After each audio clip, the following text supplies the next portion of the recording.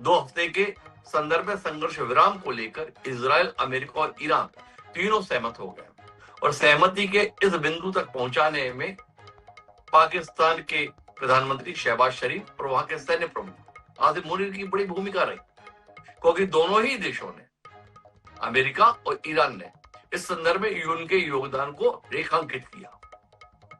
Iran का यह दावा है कि यह समझौता उसकी शर्तों पर हुआ है। उसने 10 शर्तें रखी थी, उन शर्तों को चूंकि मंजूरी मिली है, इसलिए यह समझौता हो गया, वो संघर्ष विराम पर सहमत हो गया।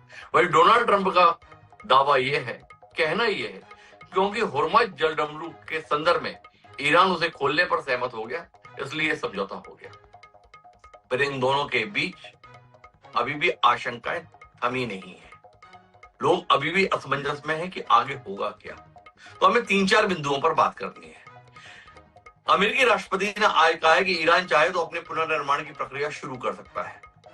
तो ईरान में तो सत्ता परिवर्तन लक्ष्य था डोनाल्ड ट्रंप का, सत्ता परिवर्तन तो हुआ नहीं, फिर पुनर्निर्माण के संदर्भ में डोनाल्ड ट्रंप सहमत क्यों हुए? इस समझौते को राष्ट्रीय हितों के ऊपर कुठाराघात बता रहे हैं और इसके लिए बेंजामिन नेतन्याहू, जो वहां के प्रधानमंत्री हैं, उन्हें जिम्मेदार ठहरा रहे हैं।